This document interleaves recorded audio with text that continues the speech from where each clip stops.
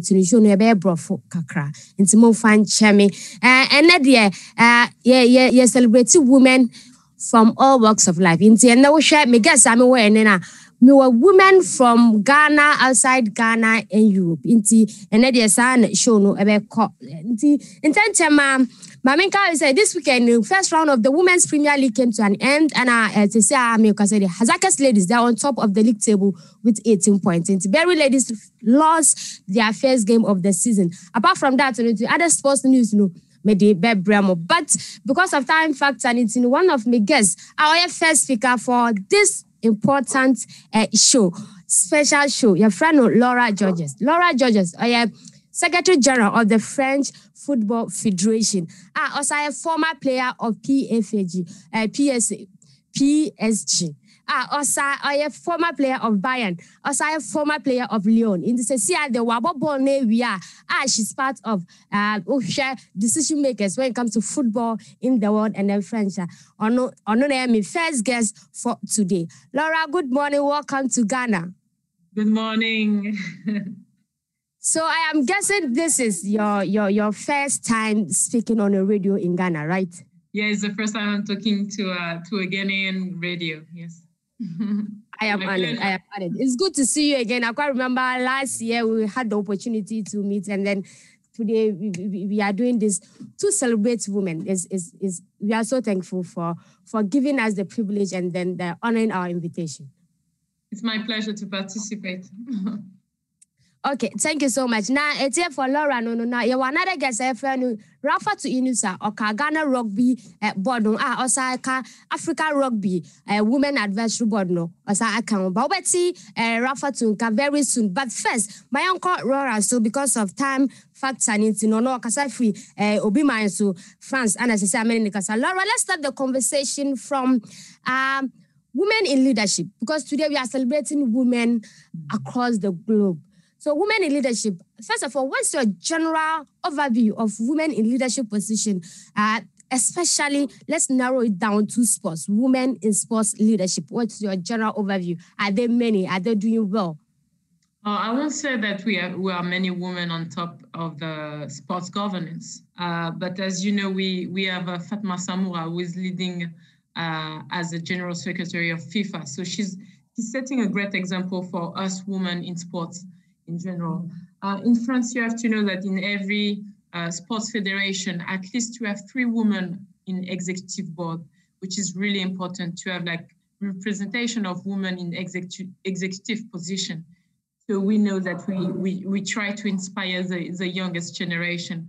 But for the moment, looking at the different federation and sports governance in general, we don't see so many women in executive board. But more and more women are inspired and willing to get higher position in sport. Well, you are a special case. I say a special case based on the fact that you played the game. You played She Believe Cup. I mean, you have played every tournament that a female footballer is supposed to play, from the World Cup to play for the biggest clubs in the world. Now you are part of the decision makers. I mean, there's this always notion that women in leadership or women in general, they don't like supporting each other. The women in leadership, those in the higher position, do you see them setting good examples for those of us who are up and coming? Well, you know, I'm looking forward to have more female athletes getting in executive board. This is what I'm looking for, to see more players getting involved. For the moment, I'm not gonna lie, I've been pretty lucky to have good people around supporting me, and especially my vice president, Brigitte Henriquez. She's the vice president of the French Federation, and she has been a really good support to me. But for the moment, I know there's like a competition between women, but we are still, I can still see that women want to support women. I've been talking to Fatma whenever I need help, whenever I have questions. She's there to answer my question, to support me. And in general, in women's football, in executive position, we try to support each other because we know it's really hard to be a woman in a male executive board. So for the moment, I think we are still We can do better to support each other, but for the moment, personally, I'm not gonna be complaining. I got the support from women who are like have top position. Great. I mean, the one of the main reasons why my production team and myself decided to have you on was based on the fact that you have done it all. As a player, you know the problems with the game. In Ghana here, some of the female footballers, they don't see the need to add education to the talent. They don't see the need to go to school. Even after football, even once they play, they can have other things that they can rely on. But then you, I believe you took your education seriously. That is why you are where you are now. Take me through the transition from playing football. I mean, being the talk of town, playing the She Believe Cup, playing the Champions League, playing the World Cup, and winning all these awards. But then you decided to go into school, then do something else apart from the talent that you had. Take me through the transition from a player to Laura Georges, the Secretary General of the French Football Federation. You know, as a player, when I started, it was just for fun. I never think about being a professional player because when I started, it was in 1996.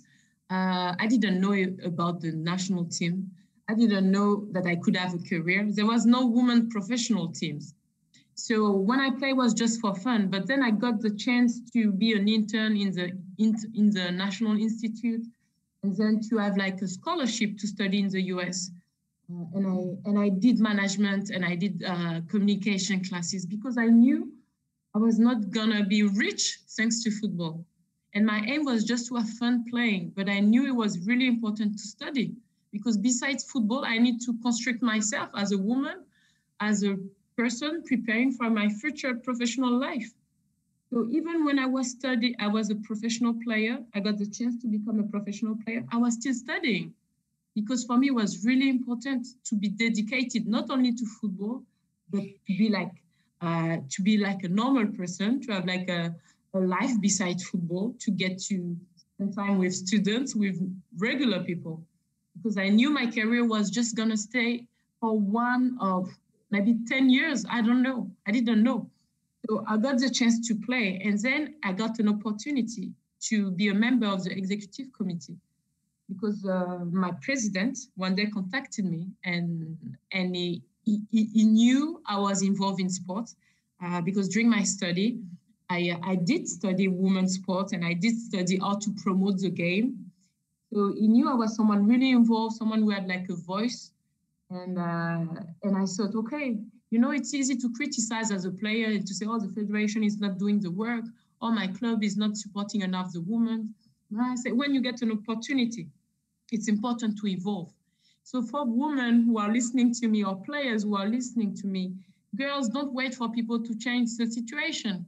When you get an opportunity or when you don't even need to wait for an opportunity, whenever you can bring a difference. Like be involved in your club, be involved for the kids. And if people don't ask for your help, you can go to see clubs, you can go see federation and say, okay, I have this experience or I don't have experience, but I want to learn. I want to bring something different to the game. And things can work. You know, we don't have to wait for people to change their mind. It's like, and today it's like a special day to remind us that women fought for the rights. So it's our responsibility also to take charge and not wait for men or other women to do the job. And there is no age. I always say to the girls, there is no age to be a leader. Don't wait to have 40 years old to be 50 or to have a position to try to change things. We can see that young girls are changing things because they raise their voice. So let's not be afraid, but we will also need the support of men because it's not like a woman's fight. It's a fight for equality. And it's about everyone. So we need the support of everyone. But don't wait for people to go after your dreams or to support the women's game. Do it. Fantastic. Now, you mentioned earlier on that you had a support from your federation when you started. Was it many? Because in Ghana here, I can assure you that when it comes to women participating in sports, the support is quite low compared to the men when they start. When you started, I mean, I understand the different geographical locations. So maybe your situation might be different. When you started, the support, did you get a lot of people supporting you, or they were just telling you, are a woman, you don't need to be there to make these decisions? You know, when I took this position as general secretary, there's not, we don't study to be a general secretary. There's no books telling you have to do this and this. So I was learning on the field, and I got the chance to have a mentor. She's a woman, she's my vice president, and she used to be the general secretary. So I spent time talking to her to say, okay, how can I do this and this? So she was supporting me a lot. But it was not easy, because around me, I had people who were not like giving me any advices. But I got the support from my president and my vice president, and it was enough. And this is what I said to people. We don't always have people to support us. And it's a reality. When we get some position, people don't support us. They're watching, but not supporting. But you just need one person to support you, to make you. And at the same time, it's important for us to go after mentors. Mentors are really important. So we should not look at the people who are not supporting us, but more focus on the people who want to help us. And if we don't, we need to go after people who can support us, bring us to another level. But it's not easy. It's not easy, because some people want the position too. But, we have to look at, okay, let's do it, and let's find the people who want to support us. That's what we have to focus on, and not the negativity. Yeah, right. I totally agree with you on that. But you mentioned that the vice president, she's a woman and she's the former secretary general. She supported you. You mentioned the president of the French Football Federation. He supported you. It's important as women, once we decide to do this job, I say this job as in sports, because it's something that people have the belief that it's something for men. So once women inspire or aspire to be in it, it's important to have the support of men who people think they are supposed to be doing it. How crucial, how important is it to have men supporting you? When you started, apart from the president, did you get any other male support system? I had the support of the people working with me. Some people working with me were like easy to talk to. Sometimes you have position, but when you want to work on projects, people don't answer to the fact that you bring this energy. Sometimes they cut the energy and don't want really to work with you. But I got the chance to have people respecting my career, because I was lucky to be an ex-football professional player. But for those women who are not professional players, who are not really into football, but who got position, I know it's not easy, because some people don't trust women. They don't trust women. That's why I say we need the support of male. We need the support of men to support women. Because when we see men supporting women, other men are watching and say, yes, we need to trust this woman, because these other men trust this woman. That's why this fight of like having more women in position is not about woman for woman. We need to have male also to support us. Because when male are supporting us, is like sending the message that male accept women and we can work together. And it's true that when I work with men, male are telling me, yeah, you bring something different than other men. It's a good combination. It's not like we want to have to dominate the world with women, only women. No. We need the energy of everyone. And having women in position is bringing a different perspective, different. So it's good to have different perspective, to have diversity in different positions. Thank you. I totally agree with you. Luckily for us today on the show, our guests, we have former players. So for Rafatu, for instance, she is a former rugby player. She's now part of the Ghana Rugby Board and then Africa Women's Advisory Board. And then we also have Cleopatra. She is a former player, now owns a club, and she's part of the Ghana Women's Premier League Board. So I'm happy when I see former players joining to change the course, because you guys play the game, you understand the problems, you understand the situation, and you know what needs to be done. So once you decide to involve yourself, then we can have solutions instead of more problems. My last question, I know you have a busy schedule. Share with us the challenges that you face and advise the up and coming female footballers, or even everybody in general who wants to actually leave playing or venture into administration, coaching, and any other field in the sports. What advice do you have for us based on the challenges that you face? I think the challenges that I'm facing is sometimes confidence. It's inner problem. Sometimes, you start working on a project and you're like, is it really for me? Do I really have the capacity? Because sometimes we don't always have the support. And sometimes we get bad comments, and then we doubt ourselves. So my advice would be to say, when you really want something, when you know you are doing it for the right thing, it's not about power. It's about, I talked about the example of, I am in the Federation, I was appointed to support and develop women referees. And I was coming to a different field. Like, I'm a player, but referees are different. And then sometimes I was discouraged because people were not supporting too much the fact that I wanted to bring another energy. But then I was like, it's okay. I will do it because I know the women's referee needs support, and they can train with men, and they have the ability to compete in men's games. So I keep my goal and focus. This is what I say: to not be destabilized by people, to not be lacking of confidence. We have to know exactly what we want, to have objectives, clear objectives. And when you have clear objectives, doesn't matter you have bad people on your way, or people who are criticizing you. When you have clear goals, no one can push you on the side. You know why you're doing it. So be clear in what you want to do, and have mentors, people positive around you. This is what I would advise to any girls. Thank you so much, Laura. Thank you. I think the advice goes for all of us, even though not just young girls, even those who are older and they are still aspiring, because you said there is no age limit to whatever you want to achieve. Before I let you go, anything you want to share with regarding the French Football Federation, COVID-19? I know there were a lot of activities that you guys planned to do, but because of COVID, things have been put to a stop. Any challenges? How is your federation managing that, so that others who are watching us, especially Ghana Football Association, they can learn one or two things from there?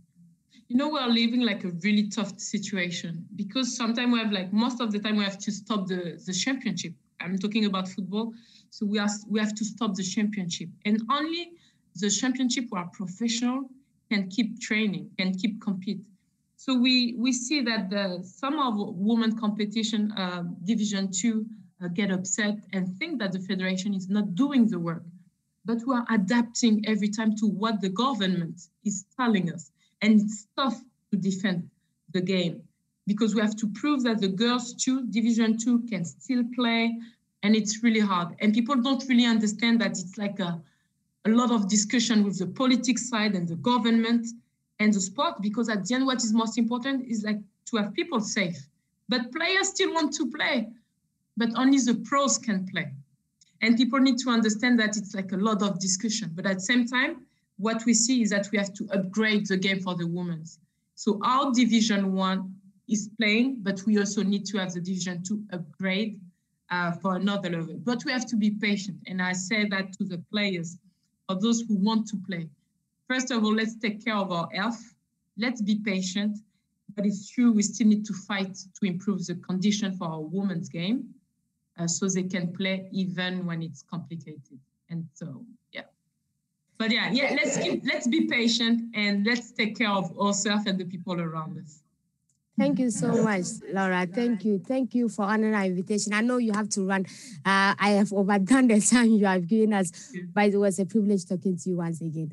We'll talk later. But I'll send you the link after your program. You can watch, and Perfect. Then then you listen to the other ladies as well. Wishing all my best to the girls and the men supporting women, and let's do it together. Definitely. Thank you so much. Well, it's if you're Mini Laura Georges, or your Secretary General of the French Football Federation, or Boya Manier, about the life as a former player of Lyon, Bayern, and then PSG. They make a PSG. Or your former players. Now also taking decisions when it comes to the French Football Federation. On another guest all join here. Cleopatra, or co-owner of Rich City Women's Football Club, was a board member of Ghana Women's Premier League Committee. Also a former player. Until last year, one would see a show. What say any nutrition come and dear Mr. Onsambe Yansa Ewaha. Apart from Anusio, Rafatu, Inusa, Miami sister, or no, a former rugby player, Cecilia, or a board member of Ghana Rugby Football Union. Also, Oko Africa Rugby Association. She is on the Women Advisory Board into also Aka Yansa. Your calf, Lady Bibako, your friend Ashata Mohammed Sali, or no, Director of Legal and Compliance, our CAF, Confederation of Football Africa. Yes, our Madam Fatima to Samora, no, later on, no, but over Johnny. In this idea, I'm new into my many Rafa to Enchichon Como, not my wife Cleopatra, so Cleo, not many miscommunication, Kakrano, no, over studio, but with us, we done as so about Johnny Mawa. Rafa too. I mean, you have heard from Laura Georges.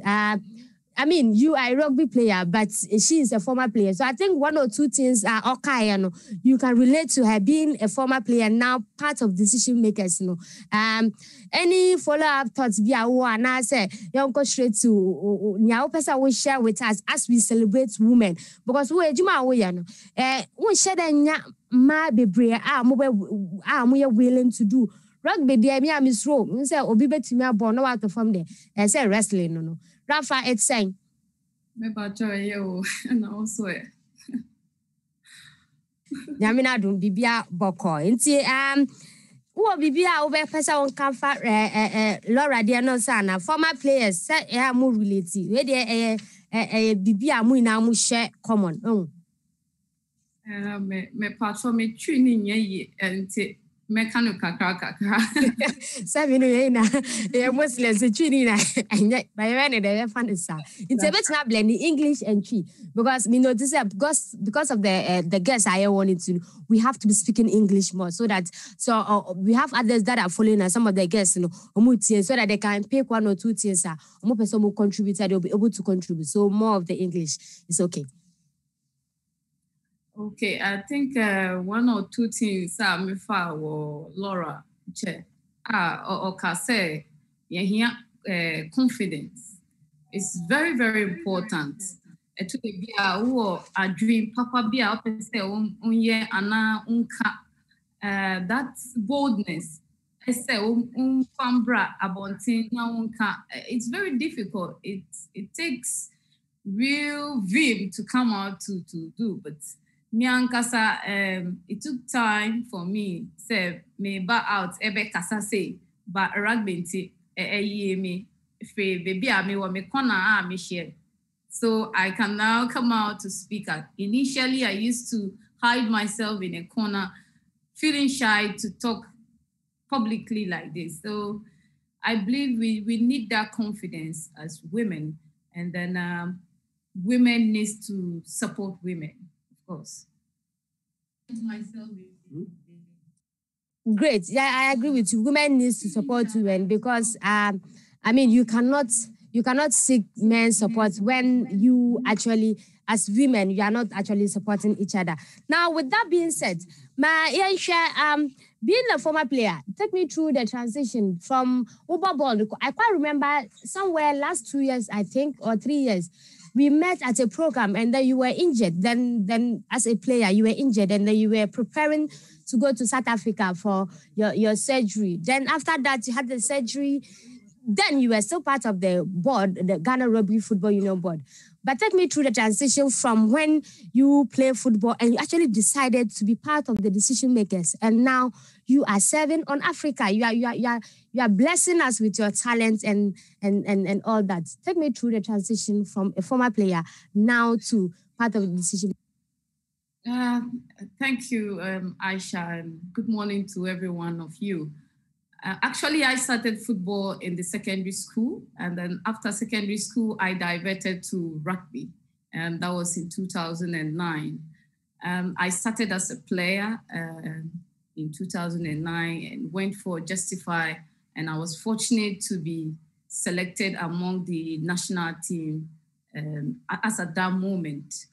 So coming back to somewhere 2016, 2017, when I decided to form ladies team, because initially we used to have only one team, and then when some educators from Africa Rugby came to Ghana to give us some kind of courses, and then after they told us that we need more women to get involved and we need more ladies teams.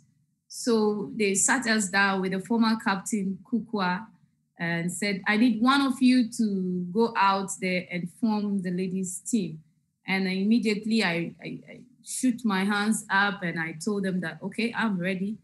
And therefore from there, I then organized and formed my team, that's Conquerors Ladies, and unbeaten till today. So basically it started from playing to that level, and I got injured. It stopped me from, I had critics. I had so many people in my family, in the community telling me that this is a male-dominated sport and therefore you should stop what you're doing. But that didn't stop me. I rather diverted my play into administration and coaching. So I went to do so many online courses concerning rugby. And then I try to, so currently I'm managing the women, I'm also managing the men and the school kids. So I'm from playing, coaching, a board member, and the Northern Regional Rugby President. And now I'm also an unstoppable of Rugby Africa, and to be nominated as one of the subcommittee members. Okay, so you mentioned when you started and the work you are doing for Ghana Rugby. I mean, this country, and I know the situation here. When it comes to any other sports apart from football, now not just football, apart from the Black Stars, the support from government is very, very low. That is an open secret that everybody knows. How important is it for government to come on board and help in developing the game? I mean, taking into consideration this COVID time that everybody is, all hands are tight, money is not coming in, but then you have to spend money. How important is it for government to come on board and help? Because you mentioned the roles that you play, and it's quite, you need money to keep it running. How important is it for government to collaborate with these federations and associations to keep the game going on? I think it's all go across all federations, not only football.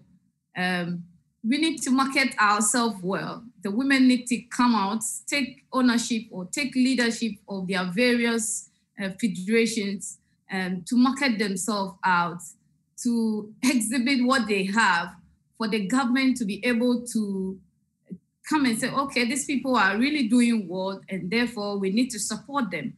And the government needs to provide for all sports federations the logistics to enable these women or all sports to be able to progress in their various sporting activities, because it's very, very critical. And when you look at the welfare of the players, it's very, very important.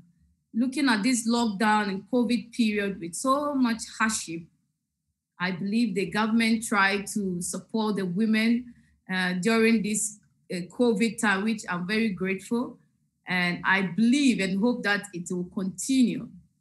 But rugby, we in Ghana Rugby, our president, Mr. Herbert Mensah, since he took over the mentorship of becoming the president of Ghana Rugby, decided to empower and support women. And that is what he has been doing. During this COVID testing, we've been testing both men and women, about 400 tests done. And recently we went to the Mamobi Polyclinic with him, the president, with all our players, about 60 players, to take the COVID vaccination. So you can see all we're trying to do as Ghana Rugby, and I hope other federations are seeing whatever we're trying to do. And I believe the government is seeing that we are also helping in our small way, and therefore we need their support to come and help us to grow.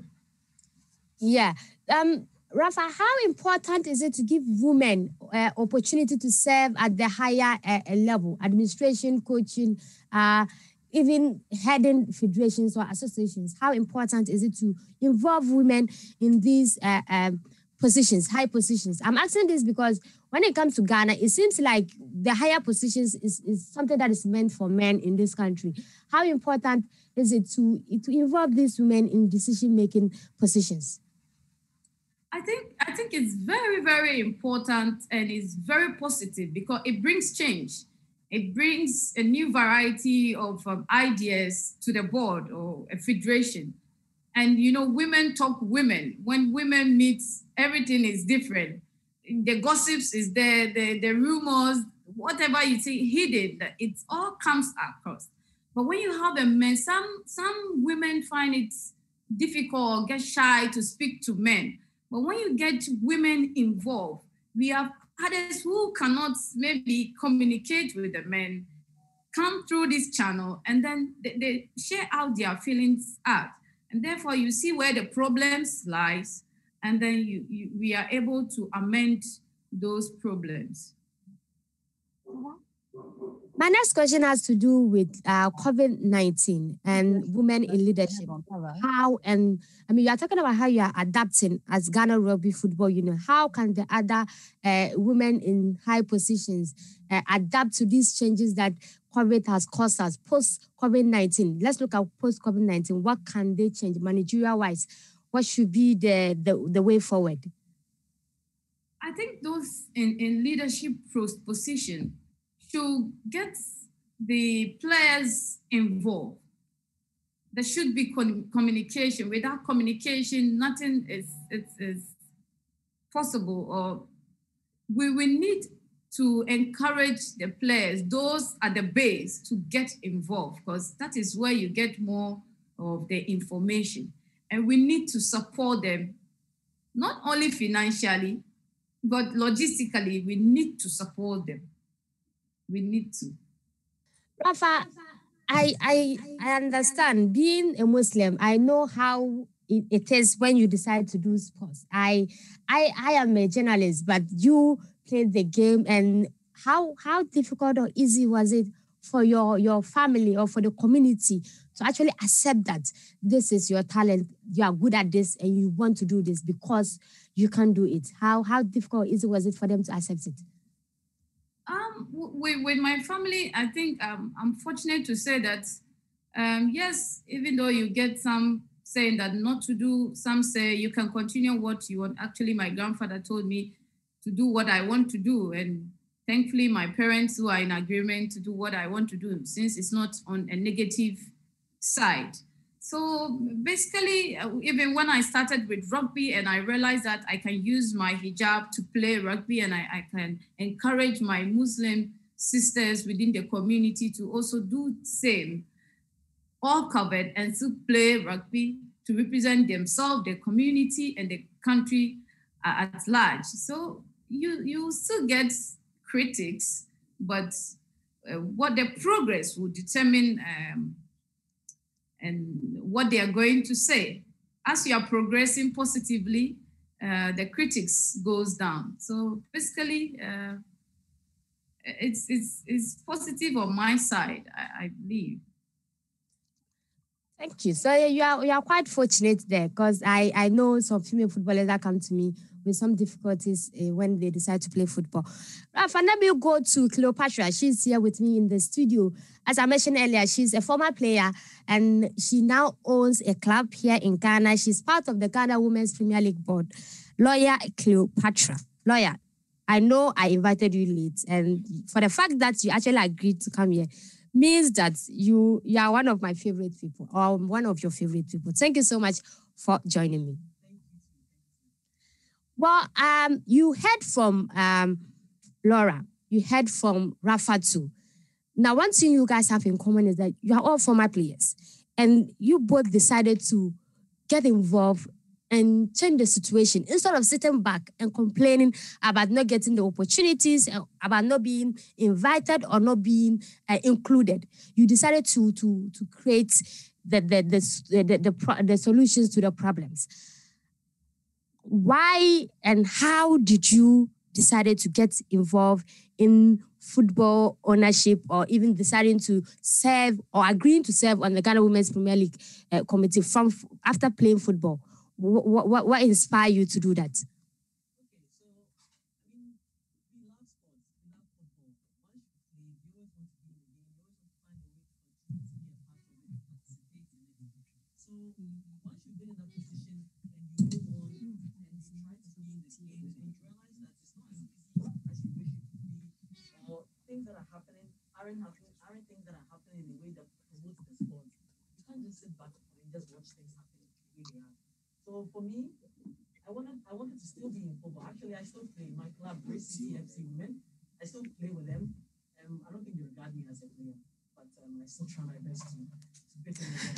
But you find yourself in a position where you have to do something. You just can't sit back and watch things happen. You want to participate, and you look around and you realize that people aren't that interested in women's football. People aren't that even interested in women's sports in general.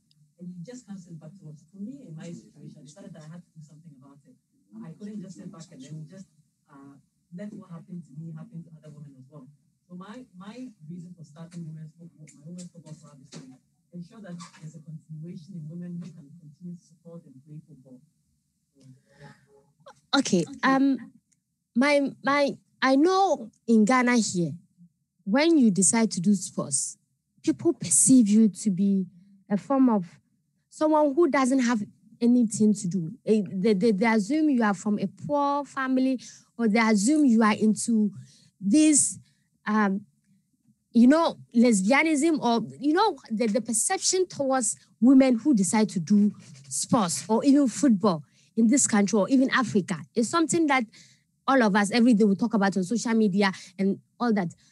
Your parents, when you decided to play football, did they accept it easily, or you have to struggle? Were you like Rafa, who had the grandfather telling you, do whatever you want to do because you are good at it? As for my parents, they've always supported me from day one. And I think it was easier for them because I've always played football all my life. I've been playing football since I was a very little girl, I guess. So they've known, they've seen me, they've encouraged me.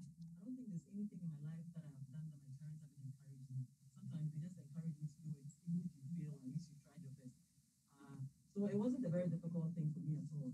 They supported me from day one since we started the football club. On the initial day when we were doing a little justified to get some girls, my dad was there. He was very happy, and it's just something that he's encouraged me for. I know that it's not the same for everybody. My football club per se, we have girls in the club whose family have disowned them. Some people's family don't encourage them. But I wouldn't say that it's like that for everybody. Mm-hmm. Fortunately for us, we are getting into the time of our lives, or the time where people are starting to accept women for who they want to be. So yesterday we had a tournament that we played, a little gala that we played, and some of our girls, their family members were there, and they came to support them, and it was very, very great to see, and I was very happy to see something like that. And I know that if girls are given a chance, if family members are given a chance, I know that this is something that we can all come to understand that, listen, this is what a person wants to do. You might as well support them.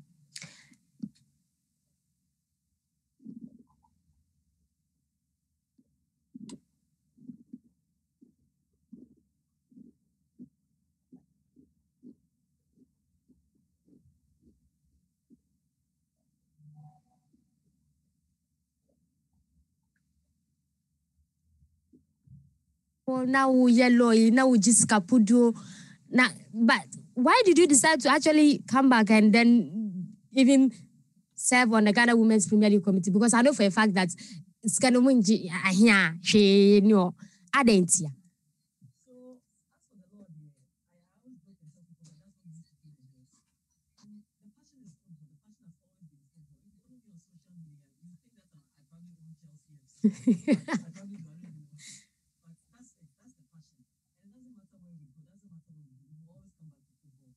And the law, yeah, we are lawyers. We are studying. But you can't just sit back and then just say, I'm a lawyer, I'm doing one in my field. And the thing that I actually have a passion for is not right there. And let's give it to those who are actually in football to sort it out. If I could, I would probably be full time in football, which is actually what is happening to me right now. I found out that there's so many things that can still be done for women's football that I found myself moving towards the actual having football being my actual day job than anything else. And I think that the way it's going, that's probably how I'll end up doing, because football is just if anybody. Cleo, I think we have a problem with the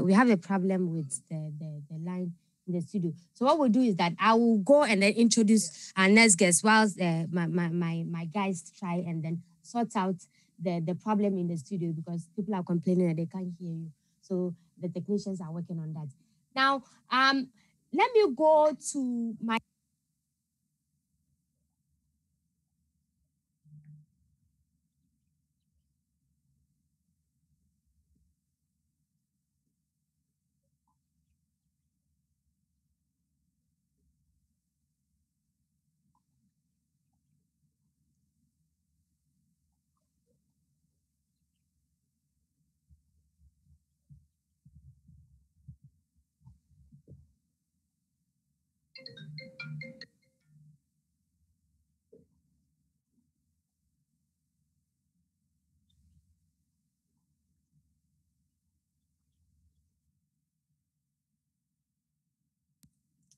Okay, I think so that's good now. So let me go to my next guest, Madam Ayisha. She is the Director of Legal Affairs at the Confederation of African Football. I'm honored to have her. She's one of the ladies that I admire so much, and she wholeheartedly agreed to do this thing with me. I'm so honored to have her on. Madam Ayisha, can you hear me? Yes. Please mute you mute yourself. Morning. Hello, everyone. Good morning, Ayisha. So the time is 9:54 in Ghana AM. Well, what's the time over there? It's 11:54. Fantastic. So this is the first time speaking to any radio station in Ghana, right? Yep. But I have been in Ghana already. I have been there in 2008 for the African Cup of Nations, Ghana 28. Yeah, so it's an honor. We are so honored. We at Happy FM, we are honored to have you on. It's a privilege to know that we are the first radio station to speak to you. We'll add that to our achievement. Now, I noticed that you listen to Laura, you listen to Rafa, and then I know there was a challenge with Cleopatra. You couldn't hear her, but any points that you have picked from what Laura said and what Rafa said, being former players and now being involved in the decision making when it comes to their various disciplines? Thank you, Ayisha. I'll start by saying hi to everyone here. I'm the one who is honored to be here today with you, really. And so thank you very much for having me with everyone. I'll take the occasion to wish to all women happy Women's Day. I'm so grateful to be amongst all of you today, and I would like to celebrate not only all women that are listening to us, but the women that are in the panel today speaking. You did a great job, Ayisha. I hope that you had a great night yesterday. I was so nervous. I told you already I was so nervous. I was like, so I'm going to interview these big women and I mean, it was nerve-wracking, but I feel quite comfortable with you guys, knowing that you are setting a good example for someone else to follow. So it's an opportunity to learn whilst I interview. Yes, thank you. So today for me, I'm very happy. So I honor really all the women that are here. and I celebrate them. Amongst us, you have my own role model, who is Fatma Samora. She's here with us. I'm so looking forward to hearing what she will have to tell us, to inspire us. Laura George, I knew her, but today she gave us this energy. I liked it so much. I appreciated it. Rufatu, I had the pleasure to knowing her today and to hear about her extraordinary journey as well. Unfortunately, Cleopatra, we couldn't hear well, but I had the occasion to see a little bit what she has been doing, and I'm really amazed. You really did a great job, Ayisha, to bring all these women here. It's such an inspiration. I think from everything that has been said, it's what I can rely on is, as women, you have to be adaptable and you have to be resilient. Those are the two qualities. We have to be resilient and we have to be adaptable. I mean, going from being players and going to being amongst the decision bodies, it's for sure it's a positive thing, because you know already the background, and it's an advantage when you come to sit with the decision-making people. For myself, I'm a lawyer, so I have been studying business law before, and I joined CAF in 2006. At this time, it was my first ever job. So I started as a manager of development project. So I joined slowly the sports area. Then from CAF, I went to FIFA for 2 years as a lawyer there. So I started practicing sports law. And then I stopped for some moment to go back to Chad. I went back to Chad. I founded my own company, consulting firm of sports and business law. I have been also into a little bit of politics, because I was a constitutional counselor of Republic of Chad. And then I came back to the sports life again in CAF in 2018 as the director of legal affairs. So you see, you have to be adaptable. You have to be adaptable, and you have to be resilient, of course, because you have challenges to overcome. Well, you spoke about being at CAF, going to FIFA, going back to your country, Chad. How was the transition like? Well, from when you started as a lawyer, now you got a job with CAF, now you went to FIFA, you are into politics. Basically, it's like you are a jack of all trades. How has been the transition like from one job to another that you are doing to keep focus? Because it's quite not easy doing everything if you want to do, right? It's not easy. I think the most important thing for me, I can tell you the stories you won't believe, because there is always something going on that will tell you, now this is the right thing to do. And I think for me, I had the chance to really, I believed in me. I won't say I was confident from the beginning. I'm not sure you will be 100% self-confident. So it's something that you build with challenges, overcoming challenges, and you'll tell yourself, oh, okay, so I can do that. Going from, for example, when I was here, I studied in France, and then I came into Egypt. Working for CAF, I was also studying. I was doing my last year of university at the same time. And at this moment, I was preparing my thesis for the end of my studies. And the team that I chose at this time was the creation of the legal division of CAF. Because at this time, there were no legal division at CAF. We're talking about 2006, you see. So in order for me to write my thesis, I went to FIFA in internship to do, because FIFA at this time, of course, has a legal division. So I went there, I did my internship in FIFA, and then I came back to CAF. I continued working in CAF, but I had an offer to join FIFA at this moment. So it was, for me, it was an honor. So I joined FIFA. Spending 2 years in Zurich, it was very cold. It was so difficult because I was away from family and young girl. So I decided after 2 years to go back to Chad. I never really lived in Chad as an adult. So I went back to Chad. I discovered working in Chad, and I had a great adventure of being an entrepreneur there.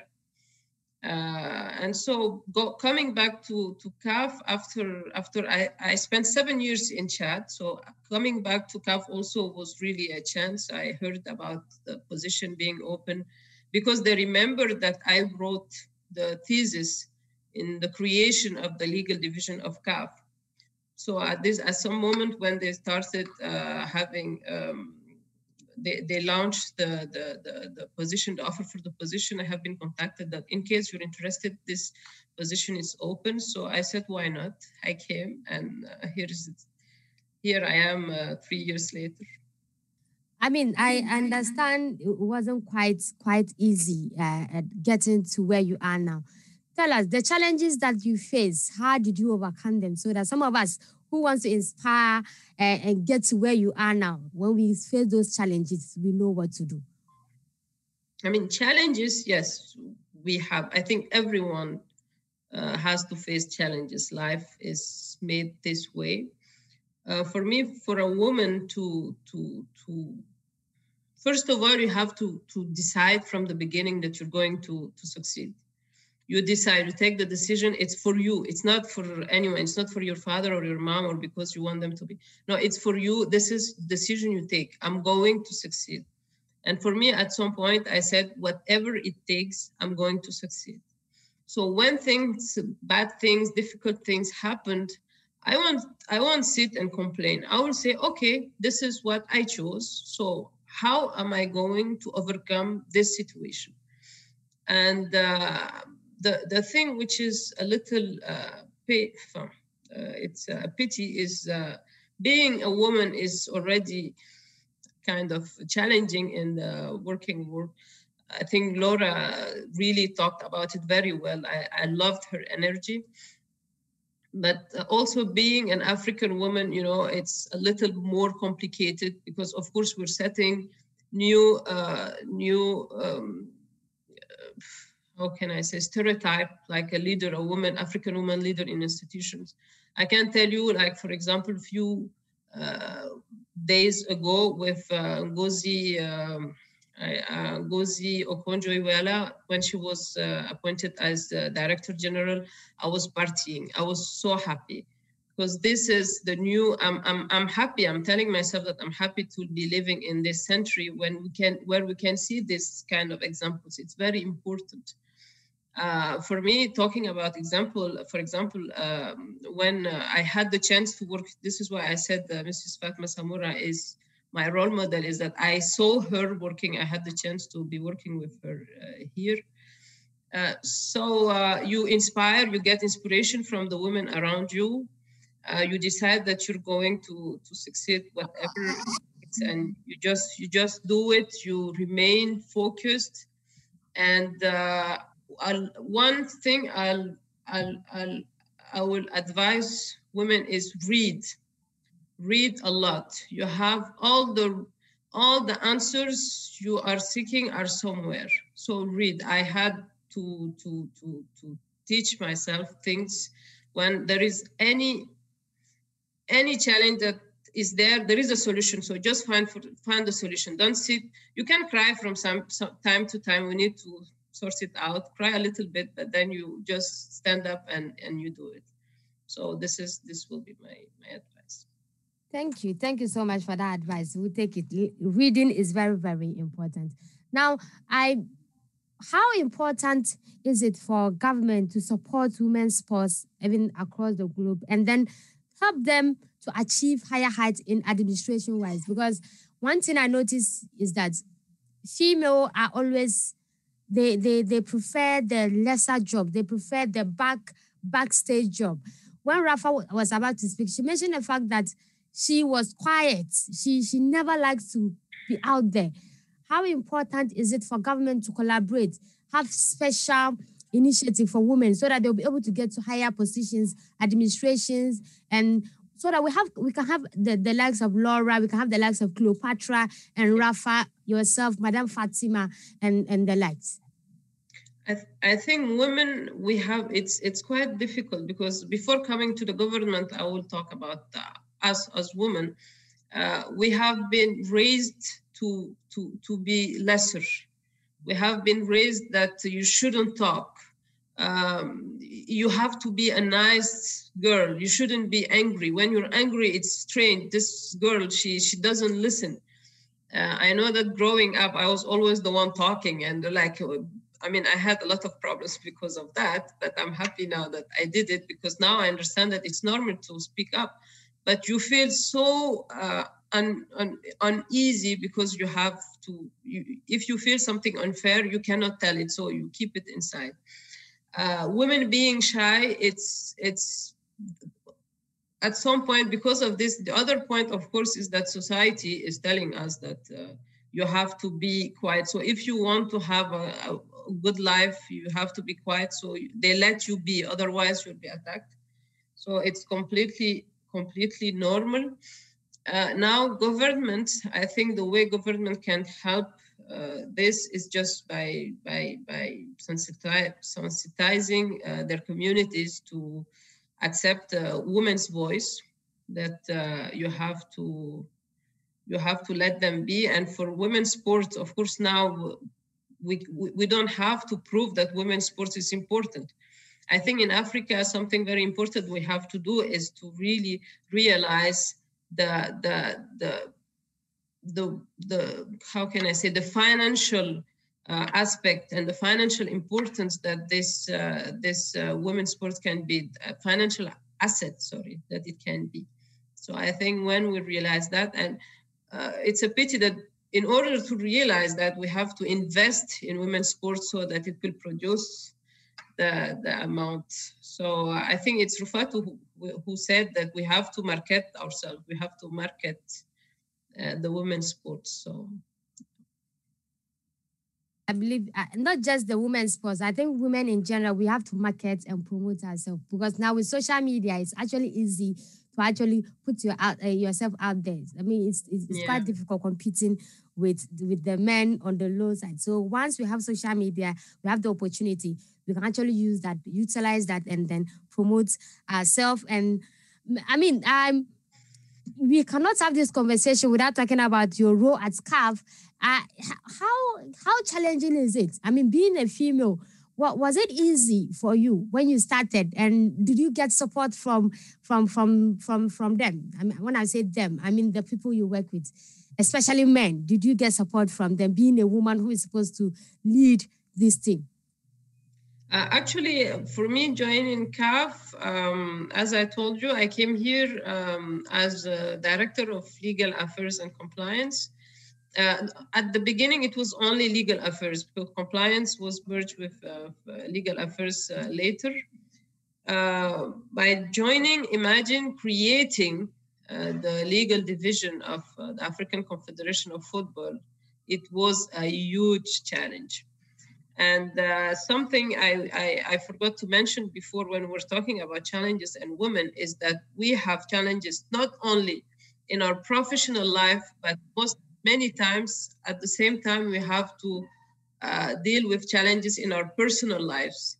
So I think these two things, when you put them back and back, make things a little bit more challenging for women. For example, for me, the moment I came to CAF, I had two boys, 3 and 2 years old. So I had to deal with these two in parallel. I would say it was challenging. We were at the beginning 2 women amongst the directors. There were 8 directors. I think it were 2 women. The second woman left 1 year later. I had support, yes, I received a lot of support. It was a little bit complicated because, you know, legal affairs is also a little complicated for people to receive it. Now I'm happy we made it, but it was challenging. what I noticed also is that as women, as African women, when you come to a leadership position, you have to be not only competent, but you have to have also personal skills. You have to be emotionally intelligent, because you cannot lead people only with strength, with authority. Some men, they don't like for a woman to be their boss. So you have to find a way to convince them to work for you and to be also confident and to feel good about themselves.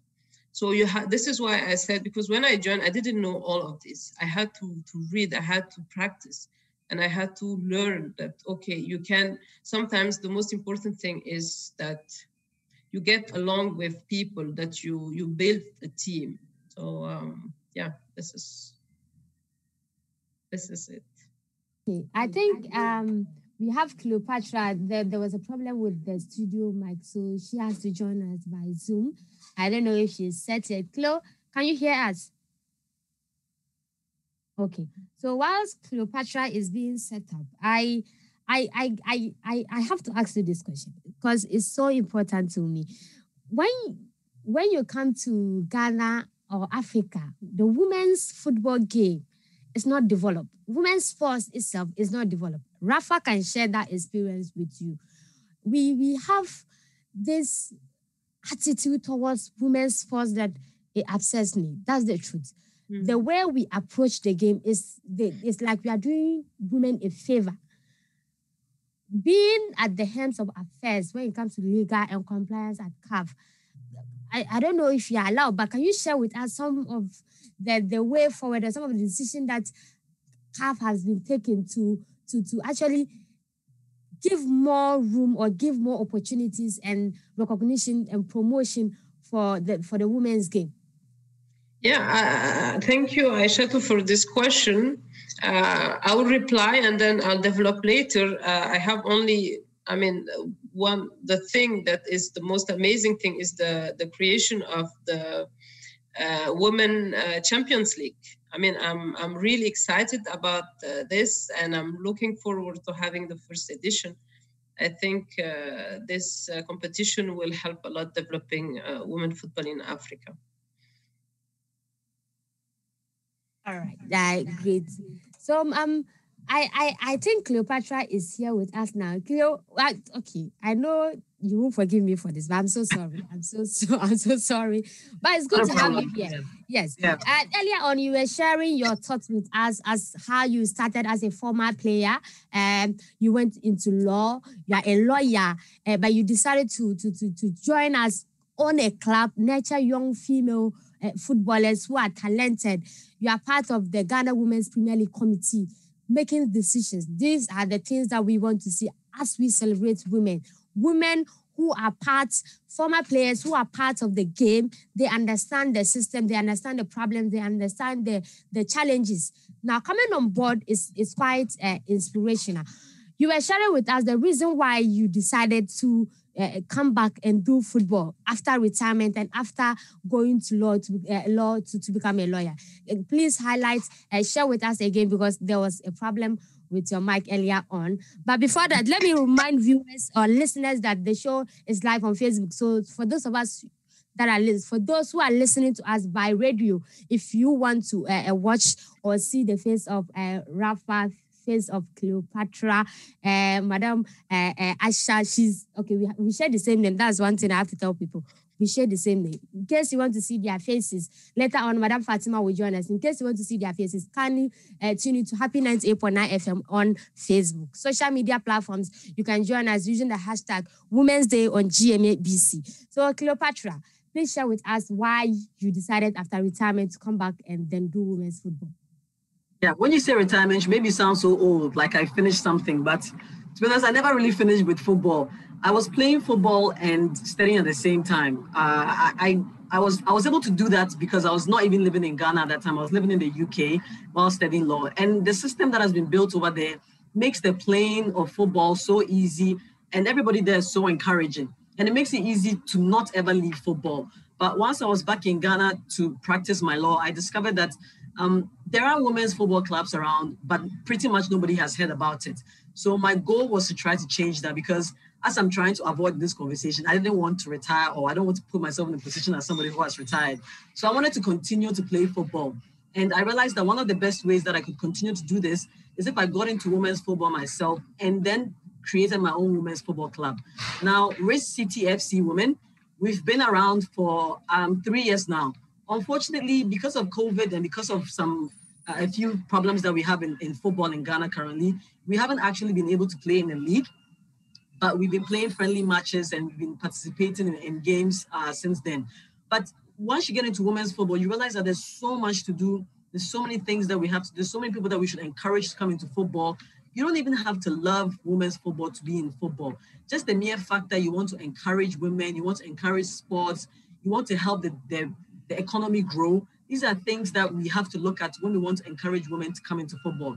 Now, as for being a lawyer, I see it as something that just helps me and propels me to be in the position which I actually want to be. Of course, being a lawyer is a prestigious career. It's something that people spend years and decades of their life trying to be, and I don't put it down in any way.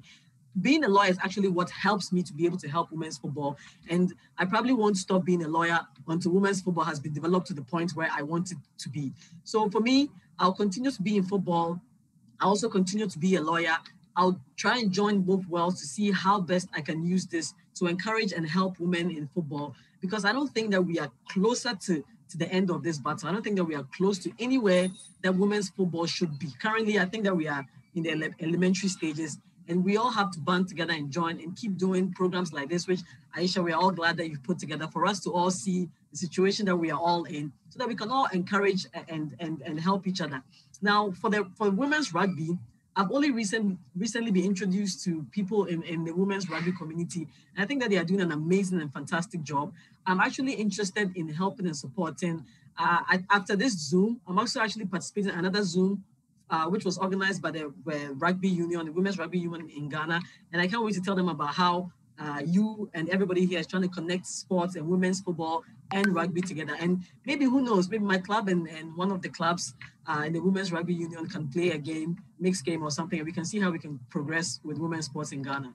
Yeah. Fantastic idea. Fantastic. I think it's important for women to continue supporting each other. It shouldn't be separated. It shouldn't be women football versus Ghana rugby football. It should be us coming together to support each other, because it's important. How was it, the transition, the challenges that you face, being a former footballer, the stigmatization, and you actually getting that confidence to continue and trying to set up an academy for these up and coming female footballers and being a good example to them? It's always been difficult. The biggest challenge is the finances. We don't have a lot of support in women's football. It doesn't matter what you want to do. If you're not getting support, it's always going to be difficult. And that's the number one challenge that I have faced. But like I'm saying, I'm a lawyer and I'm privileged enough to be in a position where I'm able to get clients who are supporting me or paying me financially, which helps me to be able to also extend this to women's football. Now, you would think that, oh, it's women's football. What are they doing? They're not really doing much. They don't need much. They don't need anything. This could be the case, but the little that people help with women, the little that they bring to the table for us really, really goes a long way. Now, my club, for example, we've been forced to put ourselves in a situation where we have had to camp the girls, because women want to play football, but they are scattered all over Ghana.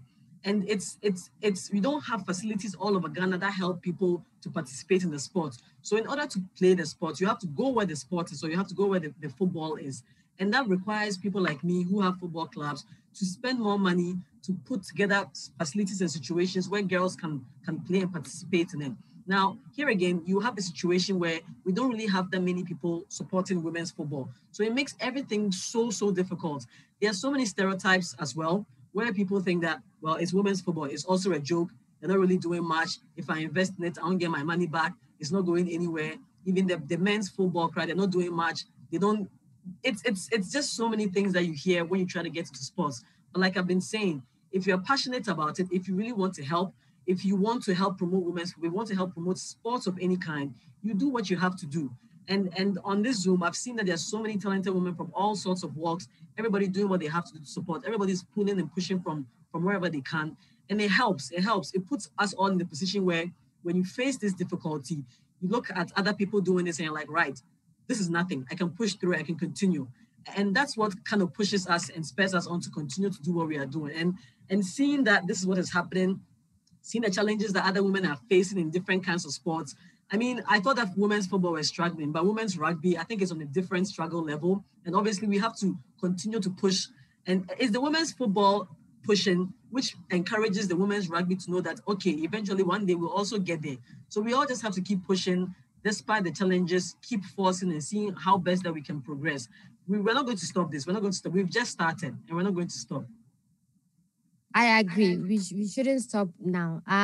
You spoke about the challenges now and the financial problems. It is true. You and I are in Ghana and we know the challenges that we face. You spoke about your clients, that you are a lawyer, you get money from your clients and stuff like that. But is that enough? How vital is it for government to actually come on board? Because I know we have been singing this song for God knows how long. Government should come on board, corporate world should come on board. But emphasize the need for government to come on board to help develop the game. Not just football. We shouldn't focus just on football. Rugby is there, tennis is there, swimming is there, basketball, boxing, and all that. How important is it for government not to just be focusing on the Black Stars, but look at women's football, make it their own personal project to see it develop? Because I mean, at the FIFA and the CAF level, FIFA is sending in money to help develop the women's football. Government, how important is it for them to actually come on board? Extremely important, because there are only so many of us individuals who can continue to support women's football with our own finances. The government should do this, because once the government does this, they can do this on a bigger scale, on a larger scale. I am in no position whatsoever to build a football park. I wish I was, but I'm in no position to do that. And the only thing that we can do is keep lobbying. But when we are lobbying, the people that we are lobbying are companies, corporations, and obviously the government. They have to be able to create a situation where people can easily get into football. As I was saying, I was playing football when I was in the UK. When you go to the UK, everywhere you turn around, there's a park, there's a pitch. There's so many of them, and you're not even being charged to play. All you need to do is book an location, and then that's it. You get your girls, you get your team, you're on the pitch, you're playing. No finances from your end, apart from the fact that you have to get up and sit in a car and go there. And that's the situation that we need to develop in Ghana. If the facilities are there, if they are there and they're even earmarked for women's football or women's sports in general, it will be good. Women's football, we are playing on a pitch. Rugby is on a pitch. Even tennis, it's on a pitch. Everything that you're playing, you need a space for that. And even if you are able to talk to people and advocate and get people who are interested in maybe putting up a facility, now comes the problem of a land or somewhere to put it on. So it's always going to go back to a government problem. So we are here trying our best to be able to push these things to happen. But the government is in a better position to do. The government can encourage people. If people like us are here trying to encourage women's football, and the government is not amplifying it for us on a bigger level. The government is not encouraging people. Is not putting their hand in there. It's not starting. It's not helping. It will be very, very. We can do this. Obviously, we can do this. We are women. We can do anything that we want to do, but it will be slower, and it won't be as fast as we want it to be, and it won't be on a big scale that we want it to be. So definitely, the government, corporations, people who are in a higher position, people who can help pull us up, they are the ones that should also help and encourage us to do this. But obviously, like I keep saying, we can do this on our own. It just might not be as quick or as easy as we want it to be, but we can definitely do this. Yeah. Cleo, how best can stakeholders in women's football adapt to these changes that COVID has caused us, managerial-wise? So we've been living with COVID for about a year now, and I think that we are adapting pretty quickly in terms of playing. For example, if you come to my club, we are always trying to listen to the COVID protocol rules. We are wearing masks to training. When you are training, the only time that we don't wear a mask is if you're actually actively playing football. On the bench, we have people wearing the mask. We are trying our best here. It also goes the same with other clubs as well, other stakeholders. I don't know if that's what people are doing in their clubs, so that's what people are doing around them.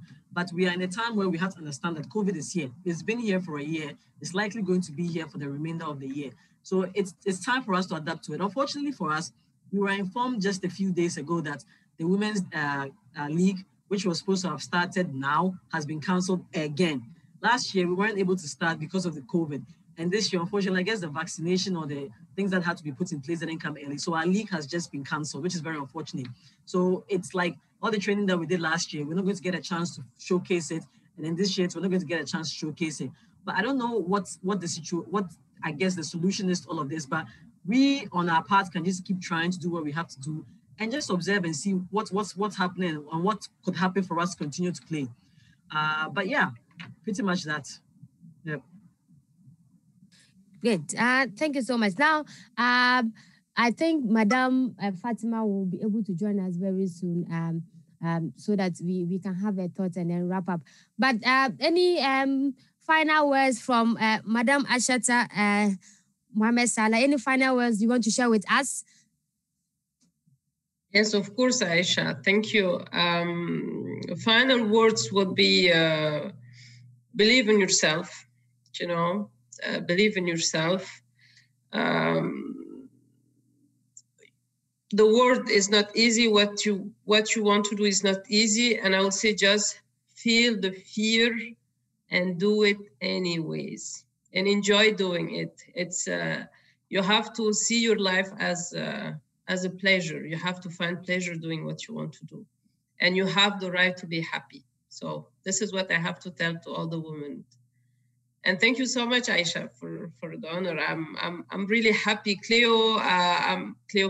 It's a pleasure to meet you, and I look forward to really hearing from you and following up on what you were saying. Me too. Okay, great.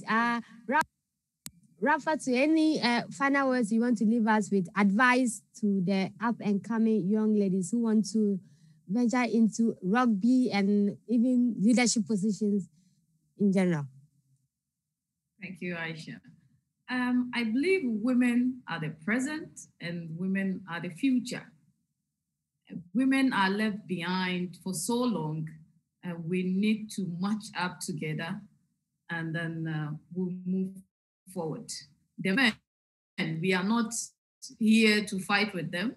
We are not here to challenge them. We are actually here to support them. But if they don't want the support, we are going to march one-on-one, in line with them to show them that we can actually do better than them. So to my ladies, women, girls out there, please work harder. The journey is very rough. It's very, very challenging, but please never give up. Just put out your best, and I believe the Almighty God is watching you from up there and will support you with every need you actually need. Thank you so much. I think, Cleopatra, you want to leave us with some final words before we pick now, then Madam Fatima. Yeah, it's pretty much the same thing everybody on this call has said. We just have to keep encouraging our ladies to continue to be in the sports. I don't think that there should be any situation where they should feel like they are not encouraged enough to continue. Even if, like as my situation, our former players here, we've had a chance to do what we could do when we're playing, if we had a chance. And now we've moved on to the stage in our lives where it's our time now to encourage people to continue playing the sport, to continue being in the sport. The little that we are doing, everybody's watching. So it's always good for us to continue to be positive and continue to do what we can do to help pull the next generation to also be able to do what they have to do. That's just how it is. We have to just keep passing the torch. And I'm very happy to pass the torch to the girls in my club, the girls in other clubs. I'm very happy to be here, to be able to just let people know that, listen, it's just something that we can't let go. We're going to continue to do this. And nobody should be discouraged because we're going to be here to help. If anybody needs any advice, if anybody needs any help, if anybody wants to contact me, you should feel free to contact me. I'll see what I can do to help them with their career, to help them move forward. Any ideas that people may have, not just players, but the government, corporate bodies, anything that they think they can do to support and help women's football, women's sports in Ghana, I'm happy to participate in it, and I'm happy for us to all move in the right direction. So thank you again for having me, and I'll cede my seat to Na, who is very eager to continue the conversation. Thank you. Thank you so much, Cleopatra. Thank you. I think now, if we don't allow her to speak, she will she won't. I won't have it easy today. She's one of the voices of women's football in Ghana. I always been saying this. If people want to develop the game in this country, there are people that you cannot go without. And now Badina is one of such people. Now, Madam Fatima is about to join us, but quickly, share with me the challenges that these female footballers face. Today, we are celebrating International Women's Day, and any advice that you have for them. Aisha, thank you for this opportunity, and I would love to wish all of them a happy International Women's Day, especially your beautiful guest on the show today, and most especially to the up and coming sports, young sports athletes, because for them right now the challenges are many, and they keep getting disappointed. But as usual, we all know that if we don't encourage them, there's no way they'll step up their game, and then they'll try and do something for themselves. So I think that we should rather encourage them. We really want to talk about the challenges because it's just too much for us to talk. And today it's just to celebrate them. So I just want to salute them that whatever they are doing, they should keep doing it. They shouldn't get disappointed, a step at a time, and they will surely get there. Just like any of us, yeah, we all know that if we stop what we were doing, like Cleopatra, like my sister, the rugby executive, if she hadn't stopped playing football, who knows that she would have ventured into rugby. Nobody knows that. You don't know where you might end up. So I think today being a day to celebrate all women, all female, I believe that the word of encouragement should be keep on keeping on, and then you get there. It is never easy. Just like we are still on the rough path, but people see us and they feel it is well, and that is how we should make them feel that everything is well, and then they can do whatever they think and they wish to be in life. Great. Thank you so much, Badina, for that. She's a swell journalist and women's football advocate here in Ghana. Now, before we pick Madam Fatima to Samora, let me do this LPM quickly before we go. High Sense Promotion, predict and win. For the High Sense predict and win, so all you need to do, say, we predict the winner of the Ghana Premier League or the goal king of the Ghana Premier League, and then you stand a chance of winning fantastic prizes from us here at Happy FM. On Facebook, it is Happy 98.9 FM. Twitter at Happy 98.9. On Instagram is Happy 98.9 FM. Happy 989 FM on Instagram and Twitter. On Facebook, Happy 98.9 FM. It's so easy. So all you need to do is go on our official social media platforms, predict the winner of the Ghana Premier League, predict the goal king, and then you win fantastic prizes from us here at Happy 98.9 FM. Now, I got some better textures. Into when you want clothes, Ghanaian clothes are over to me up cabe and slit. There's none that you can compare to Akosombo textures. Into you see, we are showing love. Odo, give your friend Odon Ketty. Okay, my tree is very bad. Into American Obrofum. Into at Akosombo textures. Near catcher was a when you are doing your hour, your wedding. Anything that you need clothes for, come to Akosombo Textiles. And I'll be to my papa at all. Wash and pa and tintem. Because there are days that someone will just wear a cloth and then the back on or copy nan to manati. Now, when you come to us at Akosombo, our clothing it has been there since into Obianim. Say, nyama de papa inti Johnny na beto nyama no amaye. Yes, Puma drinks. Inti nyaya can say forward ever, backwards never. Be brave, be confident, be determined, and be joyful. Give yourself a treat with Puma drinks. Yes, Puma drinks are specially made for you. Enjoy Puma drinks in Coke and Orange. Inti opesa wonum drink bia, soft drink bia, when ya wo jollof bi, opesa won dia na plain rice bi, anase omutuo ana fufua.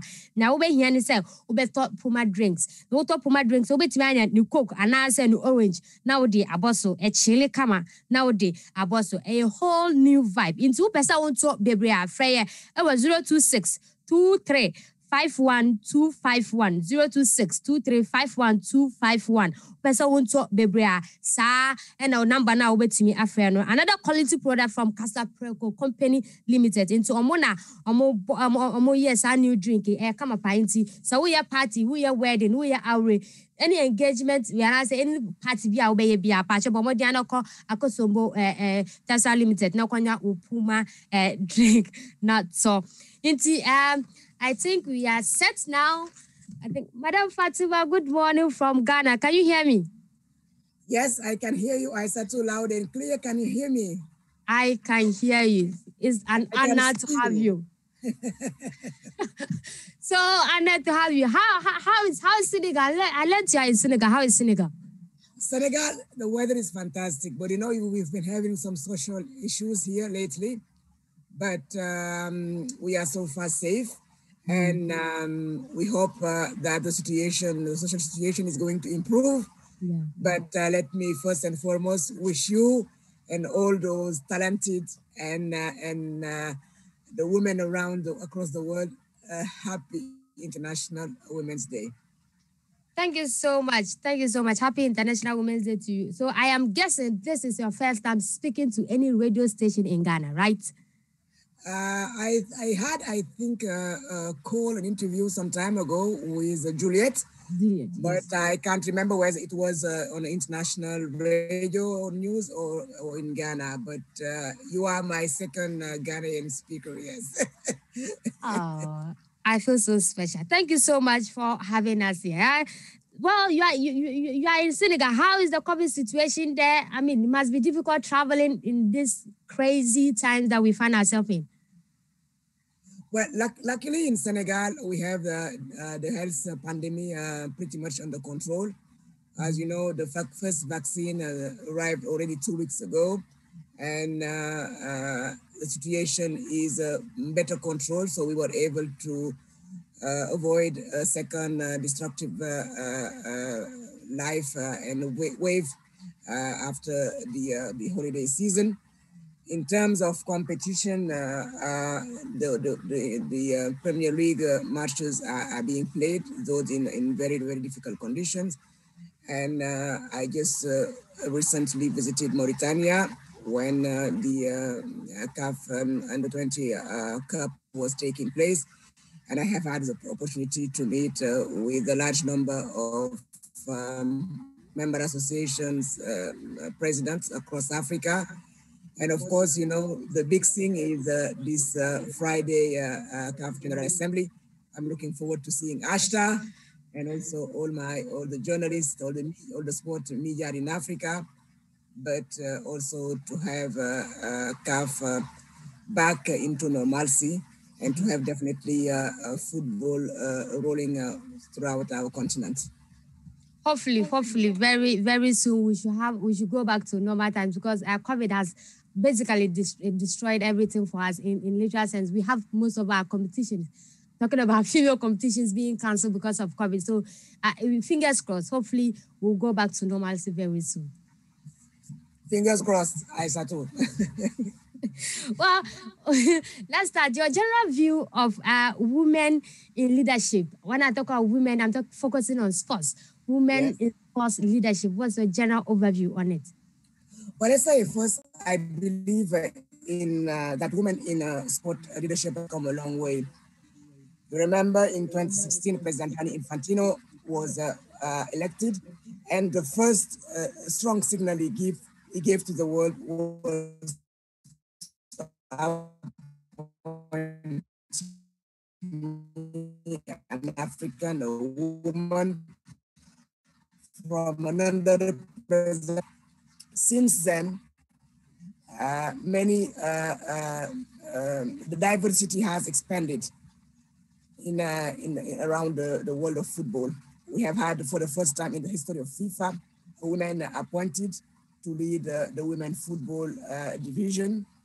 And we have had a woman leading first the member association, and today she's in charge of education and human rights, and at the same time, and last year, just prior to my departure to support CAF reforming its administration. We also appointed a third woman as chief of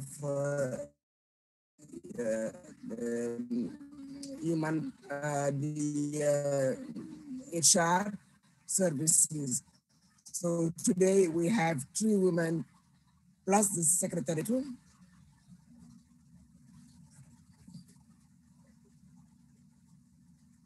Well, I think we have a problem with the network over there. But if you just join us, as I say, and I would say, yeah, you come out with the Secretary General of the FIFA. Yani Secretary General of FIFA, Madam Fatima to Samora na echuchu nkomo yebe check ahwe network no emboa munim Africa na network situation nti omo be ye na omo aboa na ya no back on the line. Inti sese na utuni ya. My name is Ayisha Zakaria Ali and na metina mo ama ohene bampo brenya for the special edition of Happy Sports and International Women's Day. Inti munim say every year be International Women's Day. Metina mo ama ohene bampo brenya menya guest ma omo ye ma sports. No, obi mo players, obi mo leadership positions you know mo chicho komo mba in the area of sports no. Then then betimi aye the assessa the whole situation no. Inti yabenya back yabekọ back na ahwe say Madam Fatima obe the obetimi ati yenka anase say Zoom ni entimi enye ya yebetimi afre no phone line because important say yene no ebe chicho komo. Inti may try, I should say, a bit more reconnect with Madam Fatima. Madam Fatima, can you hear me?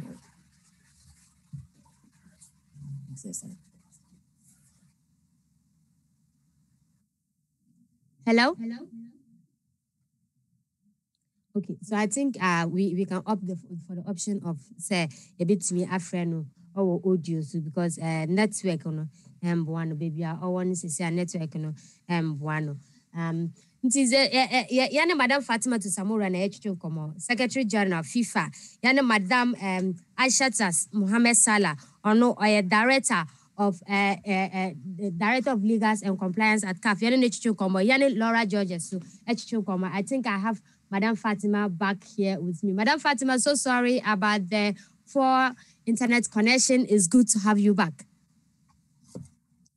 And I'm happy also to hear to you loud and clear, yeah. Great. You were telling us your general overview of women in leadership when it comes to sports. You were telling us your thoughts on it, on how FIFA you have been trying to get more women on board as we progress. Yes, I was saying that there was a U-turn in May 2016 in Mexico when President Infantino, for the first time in the history of FIFA, appointed a woman from underrepresented continent Africa to lead the administration of the World Football Governing Body.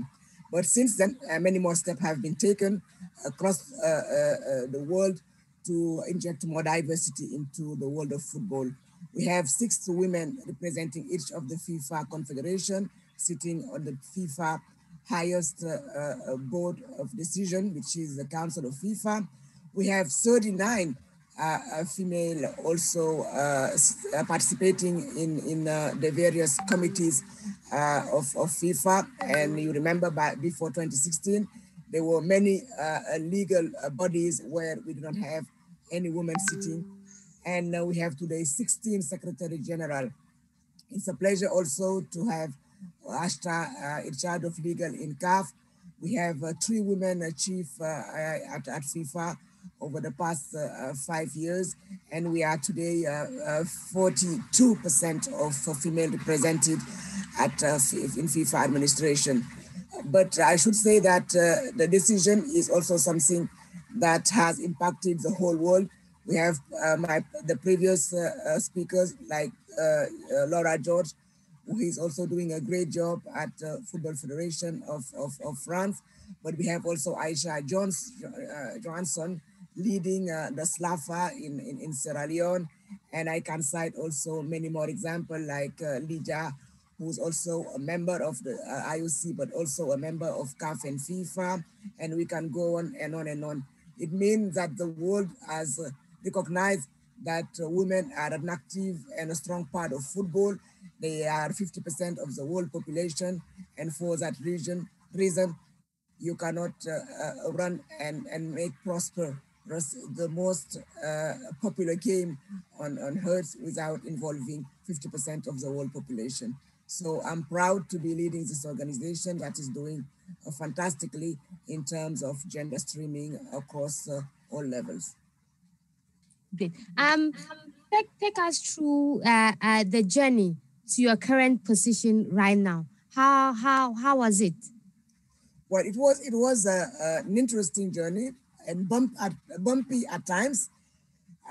When I joined in June 2016, FIFA was in a pretty much bad shape, and it was considered like a toxic brand with all this financial scandal involving the senior leadership.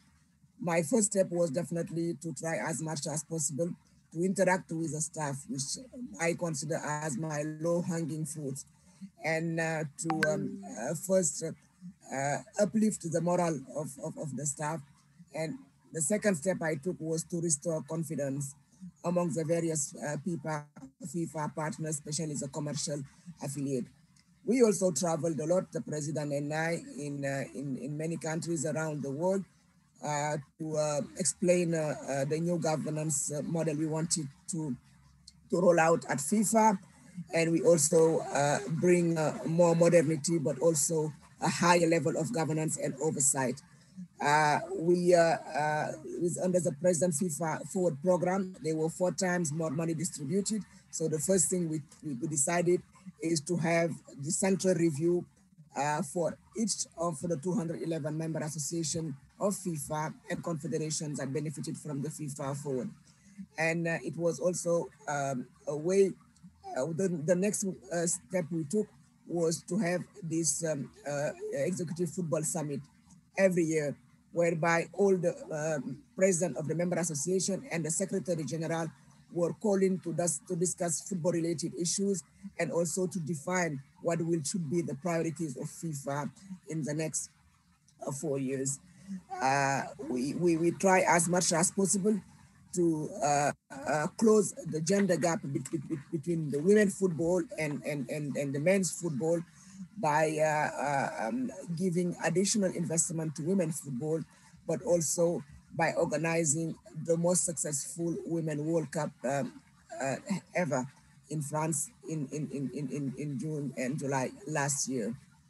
We put in place several training programs to enhance the leadership of women in the football administration and also give them the possibility to become leaders in their respective association.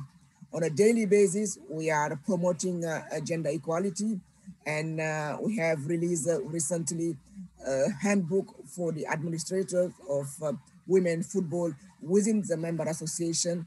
And I can cite hundreds of these examples who have been very successful across our 211 member association.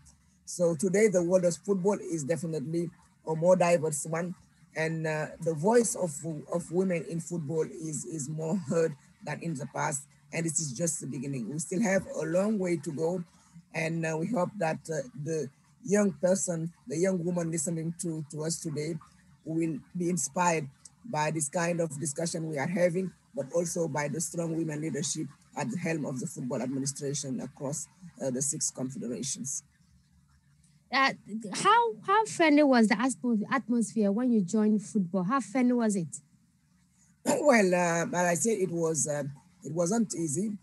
I could face sometimes some gender-biased issues because people were not expecting to see a woman coming out from the United Nations leading the administration of football. So there was a kind of resistance toward also the package of reform that was approved by the administration, but also by the Congress of FIFA.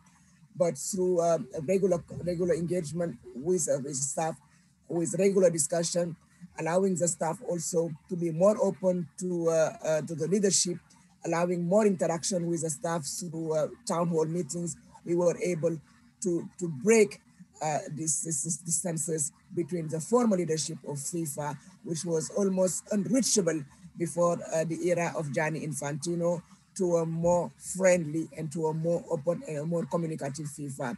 We invited regularly the media, international media, to our debates, and we make sure that we demonstrate a high level of confidence, but also of transparency and accountability, not only on the funding that we are receiving and injecting in football, but also on our own salaries and compensation. And that also applies to all the council, the member of the FIFA council, but also to all the chair and the vice chair of the judicial bodies that were sitting on the various committees of FIFA. What was some of the challenges that you meet when you are climbing the ladder to success? What were some of the challenges that you can share with us? Would like to pull you down and to undermine you, to tell you that you are just there to be the visible face of a minority in football. So you have to prove on a daily basis that you are in this position because you deserve to be in this position, because you have the required skills and qualification to be sitting on the FIFA board. That you can perform even if you are not a football player, you have a strong knowledge in football because, as you know, I've been married to a former football player for 33 years when I joined FIFA. So football was my bread and butter. It was my daily life. My brothers were very active in football. And when I was in high school in Senegal, I know many international football players who were all other friends because we were in the same high school or because we were in university together. And I traveled and was based in many countries where I was also watching the games, and I'm a very passionate about football, and that also helped me to hit the ground running at FIFA. Well, what advice do you have for some of us, the up and coming young ladies who inspire to be where you are, the challenges that you face? What advice do you have for us based on those challenges so that we will be able to tackle them when we meet them? My advice to the younger generation is believe in yourself. Choose your own role model. Learn as much as you can. Get the required knowledge and accept to share that knowledge with your sisters who are looking at you. Be at your best in everything you do, and don't expect anybody to do you any favor because you are a woman. I like the last part. Don't expect anybody to do you any favor just because you are a woman. Do your best. I think it's so important. Now, share with us some of the support that FIFA is giving to women's football. I remember earlier you talked about FIFA getting more women on board, but if you can share some of the decisions that you guys took to help and support women's football. Well, when you see the resounding success of the FIFA World Cup in France in 2019, uh, uh, the President Infantino proposed to the FIFA Council to allocate $1 billion to the football under the current cycle 2019-2022 to promote the game. We also decided, based on the same success, to expand the number of teams participating to the Women World Cup from 24 teams in 2019 to 32 teams for 2023. For the first time in the history of FIFA, two different confederations, IFC and OFC, are co-hosting the Women's World Cup. So two different countries. It means we will have more people from a more diverse society coming to attend the next World Cup in New Zealand and Australia. Under the COVID Relief Fund, you know that FIFA has put in place an investment fund to help the clubs, but also to help especially the world of football to tackle the pandemic. $1.5 billion were put at the disposal of our 6 confederation and 211 member associations. But for the women football specifically, 500,000 were allocated to each of our 200 member associations, and the large majority of them have already started accessing this fund to allow women football to not to be negatively impacted by football. I was telling you a few minutes ago that we have released recently many handbooks also and many analysis on the past Women World Cup in France to show also the world the progress that has been recorded in France, which was considered as the best and the most popular FIFA Women's World Cup. We are training on a daily basis our member association, especially the women in charge of the football administration. And we are making sure that also our technical support to coaches and referees is something that we expand to any country that is willing to promote and to develop the women game. We are quite hopeful that with all this financial support and the technical support, that very soon the huge gap that exists between the European women football and Africa women football will be covered. So these are just few examples of programs that we are running to support women football and to ensure that by the time we reach the Women World Cup in 2023, that we have a better level global football when it comes to women football in general. Great. I follow you on social media, and apart from the fact you know how much I adore you and I admire you so much, and I am sure you. I know, not sure. I know that you love women's football just like how I love women's football, and I know it wasn't quite an easy decision to cancel the women competitions, but we have to because health first. Laura George mentioned something about we have to protect ourselves because the game is there, but our health we have to protect ourselves, and we can have it in the next 2 years and the next 4 years time. I want to find out, how do you keep moving? I mean, with all the challenges, with all the difficulties, how do you keep moving? How do you do it? You ladies give me the energy. You younger generation following me on social media and recognizing on a daily basis the progress that we are recording in football gives me the strength to keep on. So today, more than ever, I need your support, and I hope that I will continue to inspire you, and that I will not be a source of disappointment to the younger generation. Before you leave, I know you are quite busy, but before you leave, my last question has to do with any advice you want to give to the young ladies listening to us or watching us right now. Any advice you want to leave them with? Today we are celebrating women. They have to. We are living now in a free world where equal right is something that we take now for granted. So they should be seizing every single opportunity that they've been given to prove that they are the best in what they're doing. They need to keep focused. They need to have proper plan, and they need to stick to their dreams, and they have to dream big and achieve even bigger. Fantastic. Thank you so much, Madam Fatima. I am speechless. It is an honor to interview you. When I approach you, the truth of the matter is that I knew you like me, but I didn't know you like me that much to grant I love you.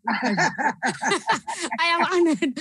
I was like, oh, the time is short, but I would write things because she's busy. But I'm so grateful. Thank you so much for actually agreeing. When it comes to supporting women around the world in all fields, not only in sport. As you know, I spent 21 years in the UN, and gender streamlining has been very high on my agenda. So I'm also very glad and very proud to have young women like you leading this kind of talk, and also talking to the most popular football, and trying also to fill the gap between the men journalism and women journalism in sport in Africa. So you are a source of inspiration also for the youngest generation. So keep up the good work. And once again, International Women's Day to all of you. Asta, Laura, I know Claire, have a good day. And Thank you so much. keep on keeping the ball rolling and keep safe.